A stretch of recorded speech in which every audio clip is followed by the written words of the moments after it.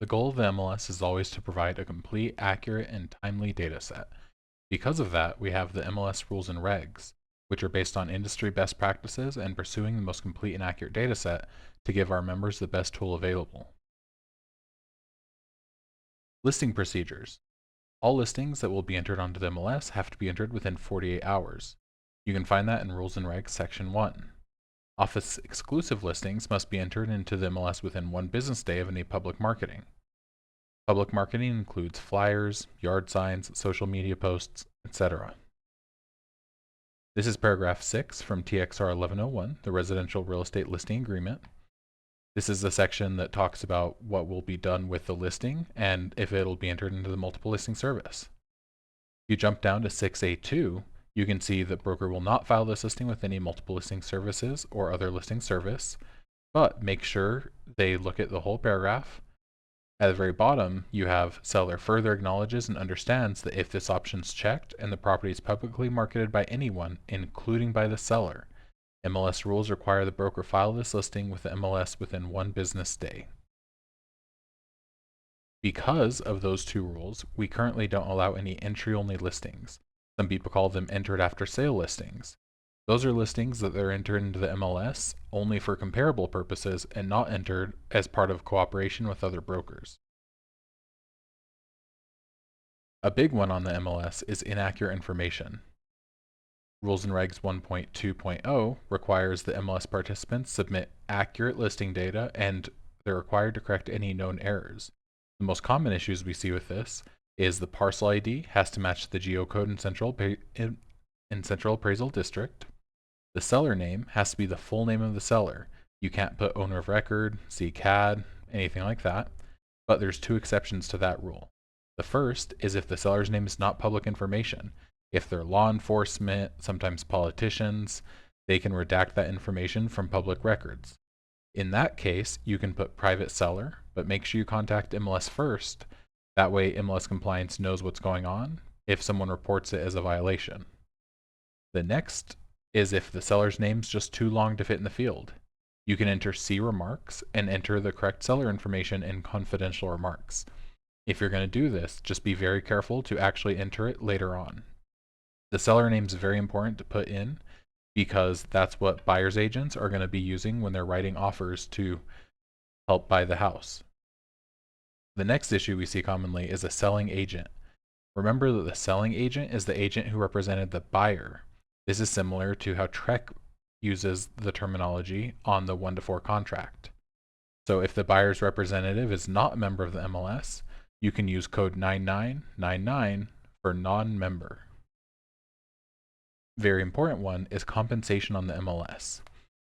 Currently, there's no form of buyer agent compensation allowed anywhere on the MLS. You can, however, put concessions. The difference between concessions and compensation is who the money's going to. If it's money going to the buyer to use however they want, that's a concession and perfectly acceptable. If the money's going to the buyer's broker or buyer's agent, then that's compensation and is not allowed to be advertised anywhere on the MLS. Important to remember, all concessions advertised are fully negotiable and not guaranteed. MLS data can also not be used to advertise compensation for a listing on a platform with multiple brokerages. MLS data is an MLS number, link to the MLS, anything that requires the MLS to exist. In terms of that, it's only a violation to advertise compensation off the MLS if it meets all 3 of these criteria. First, the advertisement has compensation. Second, the advertisement is using MLS data. And third, the advertisement is establishing or on an established platform for multiple brokerages. Again, MLS data is an MLS number, link to the MLS, screenshot of the MLS, anything that requires the MLS to exist. And a multi-brokerage platform is any platform with multiple brokerages on it, such as social media, group chats, such as a WhatsApp chat, any forums, websites, anything like that, where multiple brokers can all advertise together.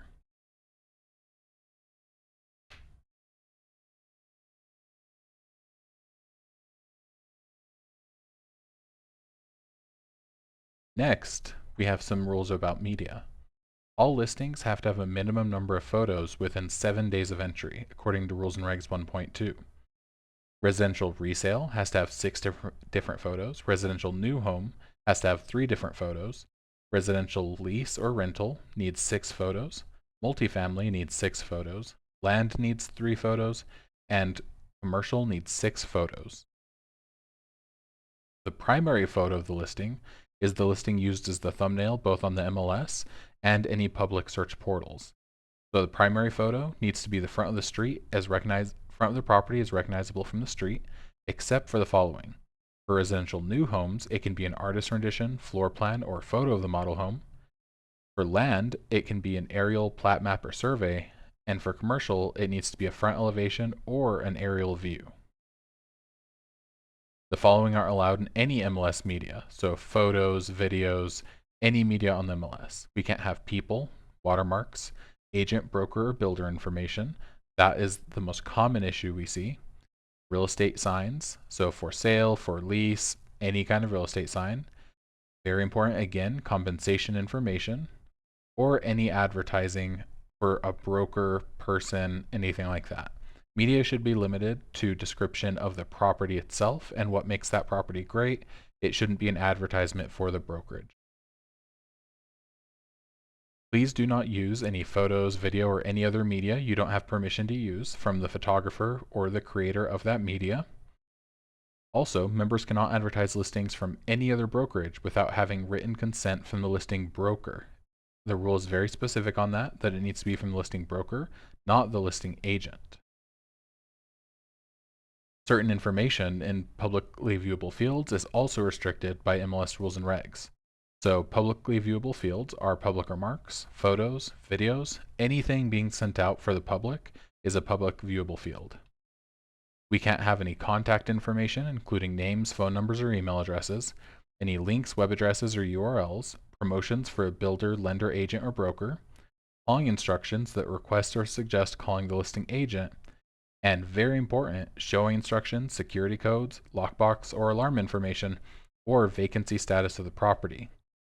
All of that information should be in confidential remarks because confidential remarks is used to help other agents show the property. When a listing member has any ownership interest in a listing, they must disclose it. Unlike TREC, the MLS rule is any amount of ownership. Disclosure is done in 2 sections. First, by selecting yes for the owner agent field in main fields, and second, by selecting owner agent in the special listing conditions section of details. Please update your listings in a timely fashion. Status updates, so that's closing, going under contract if the contract fell through. Anything that involves a status change has to be reported to the MLS within 48 hours after the change. And changes to the listing agreement, so price changes, an expiration date change, a cancellation, must be reported to the MLS within 24 hours. The most common issue we see with this is updating the projected close date. It's very simple to do. When you're on your change listing page, we're going to zoom in and under status, choose current status pending. After you select that, just update the projected close date right there and hit save. Next, please respond to any notices you receive.